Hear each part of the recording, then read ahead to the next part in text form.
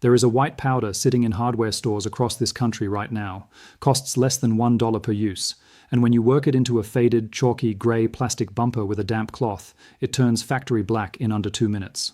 Not slightly darker, not temporarily coated. Factory black. I tested it on a front bumper that had been grey for 6 years. 6 years of direct sun, highway miles, and 2 failed attempts with commercial restoration products that promised permanent results and lasted 6 weeks. 1 application of this powder.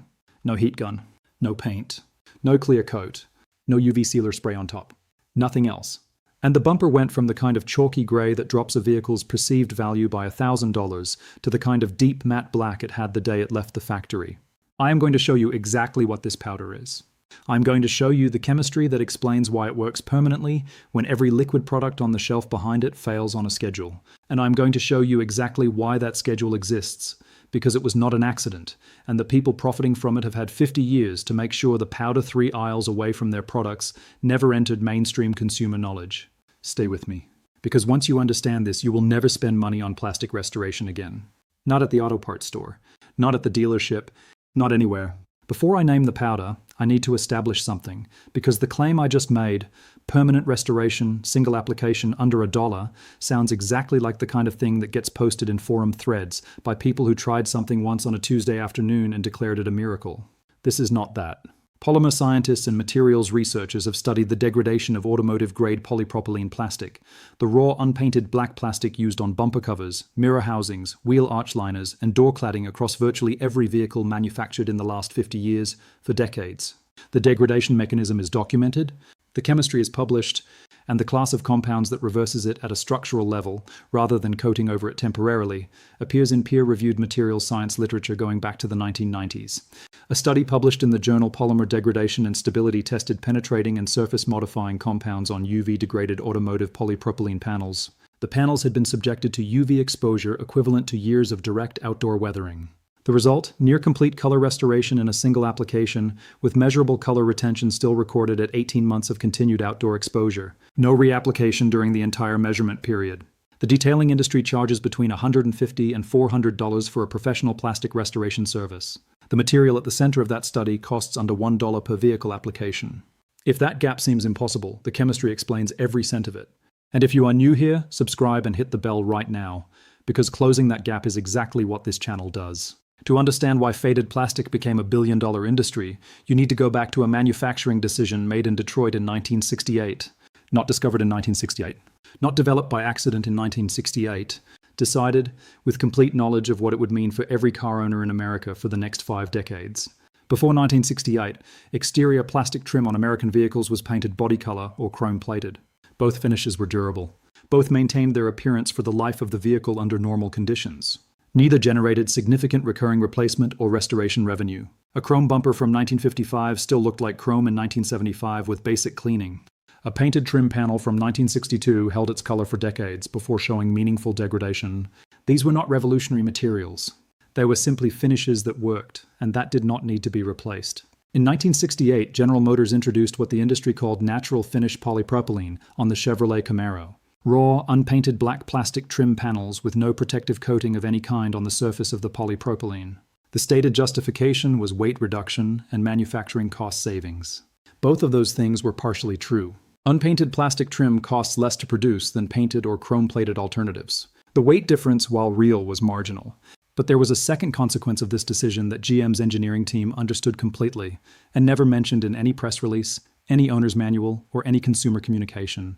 Raw unpainted black polypropylene plastic has a specific and well-documented vulnerability to ultraviolet radiation that painted and chrome-finished plastic does not share. UV photons from direct sunlight strike the raw polymer surface and trigger a process called photooxidation, the same basic process that destroys polycarbonate headlight lenses. The UV energy breaks apart the polymer chains at the very surface of the plastic. The carbon black pigment, the compound that gives raw polypropylene its deep factory black color, becomes unanchored from the degrading polymer matrix and migrates away from the surface layer. A secondary layer of oxidized, brittle polymer forms on top of the intact plastic underneath. The surface becomes gray. It becomes chalky. It feels dusty to the touch. And it looks, to every potential buyer, every trade-in assessor, every person standing in a parking lot looking at your vehicle, like a car that has not been cared for. This process begins within 18 months of outdoor exposure in most American climates. It becomes visually obvious within 3 to 5 years. By year 6 to 8, the plastic has the kind of chalky grey appearance that makes a 10-year-old vehicle look 20 years old. Now here is what is important to understand about that timeline. A trim panel that turns grey and chalky on a predictable, repeatable schedule is not a quality control failure. It is not an oversight. It is not a materials science limitation that the industry simply had not solved yet. It is a revenue generation timeline built into the exterior of every vehicle leaving every American factory from 1968 forward. Every bumper cover, every mirror housing, every door handle surround, every wheel arch liner, every piece of raw black plastic on every car, truck, and SUV manufactured in the last 56 years is following the same degradation schedule that engineers understood and accepted before the first Camaro with natural finish polypropylene trim rolled off the line. The entire plastic restoration industry, currently worth over $3 billion annually in the United States alone, exists because of one manufacturing decision made more than half a century ago. And the powder that reverses it has been available at hardware stores the entire time. Let me show you exactly what faded plastic is costing you right now. Not in the abstract, not as an industry statistic, but as a specific dollar figure attached to the vehicle sitting in your driveway. The average American vehicle has approximately 40 separate pieces of raw, unpainted black plastic trim on its exterior. Bumper covers front and rear, mirror housings, door handle surrounds, wheel arch liners, lower door cladding, roof rails on SUVs and crossovers, running board covers, license plate surrounds. Every single one of those pieces is following the same UV degradation timeline. Every single one turns from deep factory black to faded chalky grey within 3 to 8 years of outdoor exposure, depending on climate and the intensity of sun exposure in your region. A consumer survey published by the Automotive Aftermarket Suppliers Association found that 68% of American vehicle owners reported visible plastic trim fading as a concern affecting their perception of their vehicle's condition and value. The same survey found that the average vehicle owner spent between $150 and $350 per professional plastic restoration service. Dealership detailing departments charge between $200 and $400 for the same scope of work. Those are the visible costs, the ones you notice when you write the check. The invisible cost is the one that hits you at trade-in. At resale or trade-in, vehicles with visibly faded plastic trim receive between $500 and $1,500 less in assessed value compared to identical vehicles with restored trim condition. That is not a soft number pulled from a detailing forum. That is a documented assessment differential across the American used vehicle market. An assessor looks at faded bumpers and grey mirror housings and adjusts the offer downward because they know what it costs to restore them, and they are building that cost into the number they hand you. Now look at what the industry has built around this problem. Commercial restoration products sold at auto parts stores, $15 to $30 per bottle, generate over $1 billion in retail sales every year. Professional detailing services for plastic restoration account for another $2 billion. The trim replacement market, where degraded plastic panels are replaced entirely rather than restored, adds several $100 million on top of that. $3 billion annually in the United States alone. Every dollar of that $3 billion total flows toward a problem that less than $1 of hardware store powder reverses permanently in 2 minutes. Before I show you the application method, I need to explain the chemistry, because the chemistry is the reason that powder works where 30 years of liquid products have not.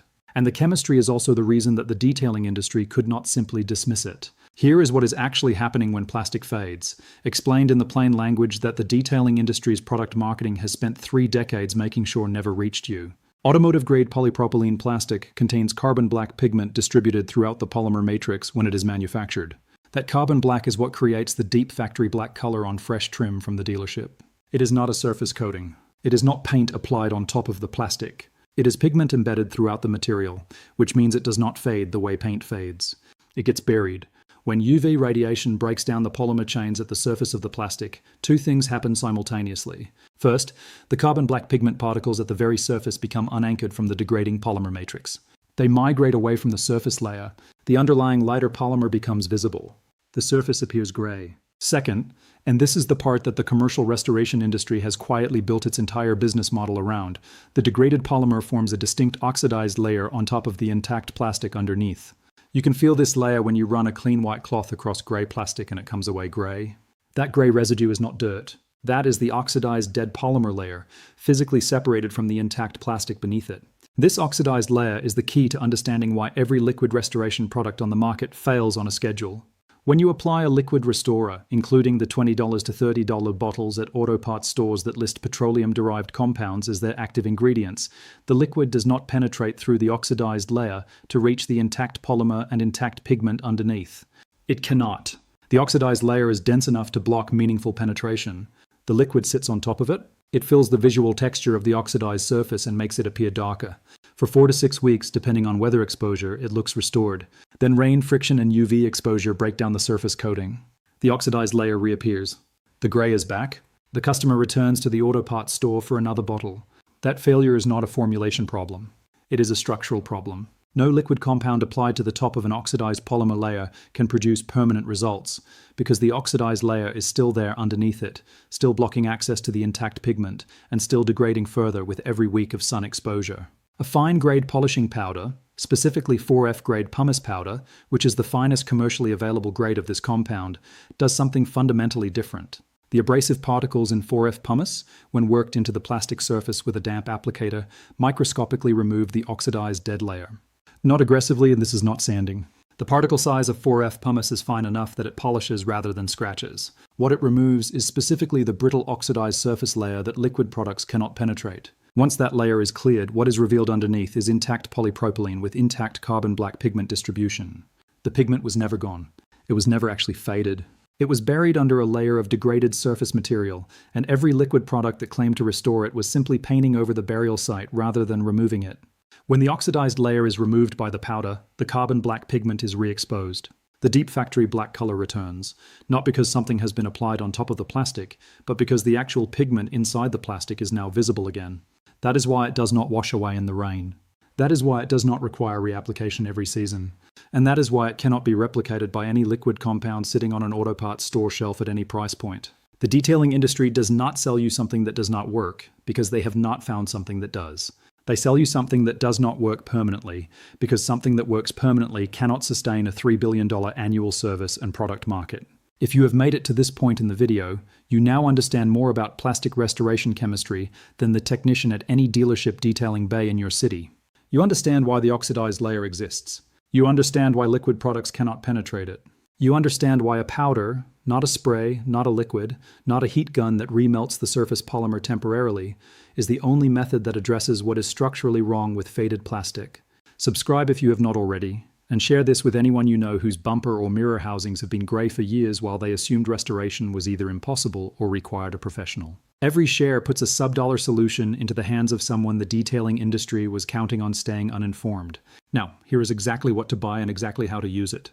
Here is the complete application method. Every detail in this section matters, so pay close attention, because the grade of powder, the moisture level of the applicator, and the preparation of the surface are the difference between a result that lasts years and a result that looks uneven. Go to any hardware store, Home Depot, Lowe's, Ace Hardware, any local hardware supplier, and look for 4F grade pumice powder in the finishing compounds or woodworking supplies aisle. It is sometimes labeled simply as pumice powder, sometimes as superfine polishing powder, and occasionally stocked near the sandpaper and abrasive compounds. What you are specifically looking for is the 4F designation. That is the finest commercially available grade of pumice, with a particle size fine enough to polish rather than scratch polypropylene.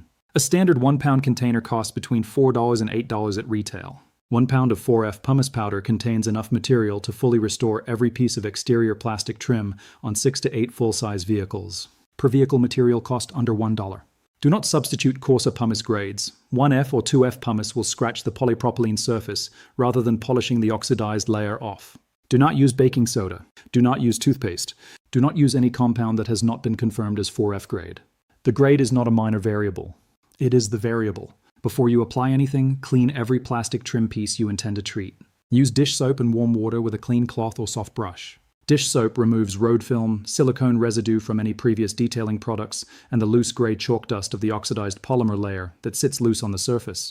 Any contamination remaining on the plastic when you begin the powder application will be worked into the surface along with it. Rinse completely with clean water and dry with a clean microfiber cloth. The surface should be clean, dry, and free of any product residue before you begin. Dampen a foam applicator pad or a folded microfiber cloth. Damp, not wet. You want moisture present to activate the mild abrasive action of the pumice and to prevent any possibility of the powder scratching rather than polishing. Wet is too much. It dilutes the abrasive action and produces uneven results. Add a small pinch of 4F pumice powder, approximately half a teaspoon, to the damp applicator pad. You do not need much. This is not a compound you apply generously and wipe away. You are working a small amount into the surface with friction. Work the powder into one trim piece at a time using small overlapping circular motions with moderate pressure. Cover the surface evenly and watch what happens in real time as you work. Within 20 to 30 seconds of contact, the gray chalky surface will begin to darken. This is the oxidized layer being cleared and the intact carbon black pigment underneath being re-exposed. You are not watching a coating go on. You are watching the actual surface of the plastic be restored. Continue working the entire piece until the surface has returned to an even, deep black. On a standard mirror housing, this takes approximately 60 seconds. On a full front bumper cover, work in sections of roughly 2 square feet at a time, completing each section before moving to the next to ensure even coverage before the powder dries. Wipe the residue away with a clean, dry microfiber cloth. What you are removing is the gray powder residue, the combination of spent pumice particles and the oxidized polymer material that has been cleared from the surface. What remains on the plastic is the restored surface. No film, no coating, no residue, just the actual pigment of the polypropylene re-exposed. If the trim piece has been grey and chalky for multiple years, 5, 6, 7 years or more, apply a second pass immediately after the first. The initial application removes the primary oxidized layer. The second application addresses a secondary sublayer of degraded polymer that forms beneath the first in cases of long-term UV exposure. 2 passes on severely faded plastic produces the same deep black result as a single pass on moderately faded material. Allow treated trim pieces 2 hours before rain exposure or washing. The surface is fully restored immediately after application, but 2 hours of ambient cure time allows any residual moisture from the damp applicator to fully evaporate before water contact. That is the complete method. Under 2 minutes per panel, under $1 per vehicle, no professional equipment, no heat gun, no paint, no clear coat. Nothing applied to the surface that was not already inside it.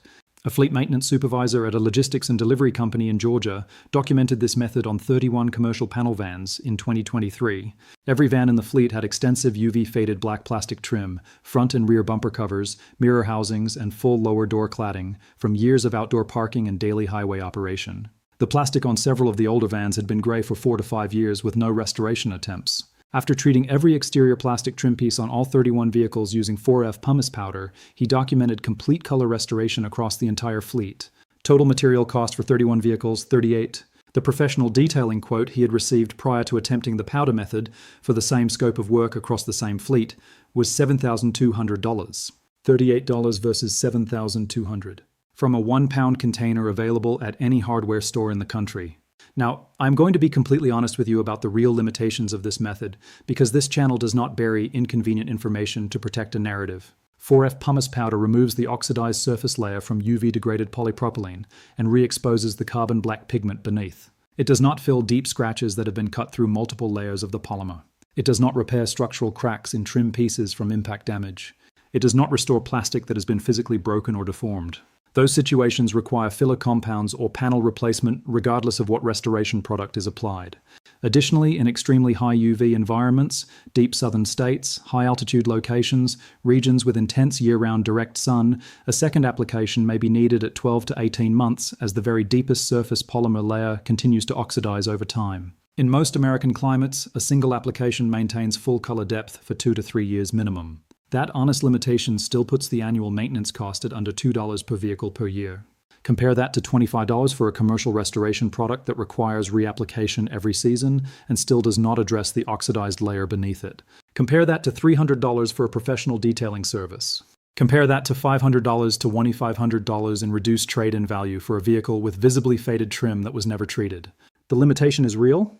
The math still makes it the most cost-effective restoration option in the market by a distance that the industry cannot close. In 1968, a manufacturing decision replaced durable painted and chrome-finished trim with raw unpainted polypropylene, specifically because it was cheaper to produce. The UV degradation that decision made inevitable was understood before the first vehicle, with natural finish polypropylene trim left the factory. It was accepted because degradation that follows a predictable schedule generates predictable restoration revenue. 56 years of that scheduled degradation has built a $3 billion annual industry around a problem that under $1 of hardware store powder solves permanently in 2 minutes. Your grandparents drove vehicles with chrome trim that did not fade on a 4-year schedule. The industry replaced that chrome with raw plastic in 1968 and spent the next 5 decades making sure that the powder sitting in the finishing compounds aisle 3 rows away from their $25 restoration spray never entered mainstream consumer knowledge. They did not need to suppress it formally. There was no industry meeting where executives decided to hide the powder. No lobbying effort. No funded studies claiming it failed. They simply never mentioned it.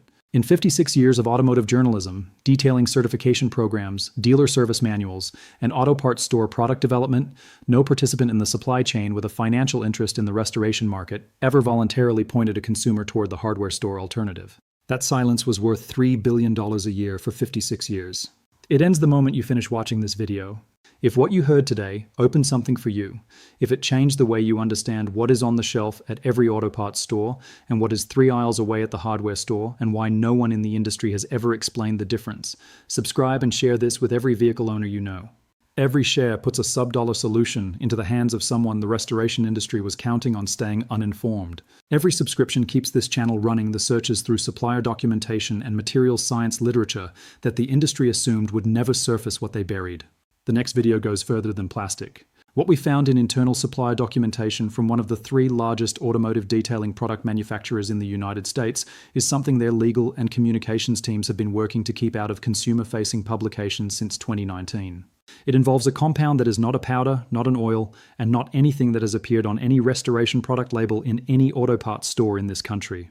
And what it does to oxidize paint, not plastic paint, is something the automotive refinishing industry currently charges 4 figures to,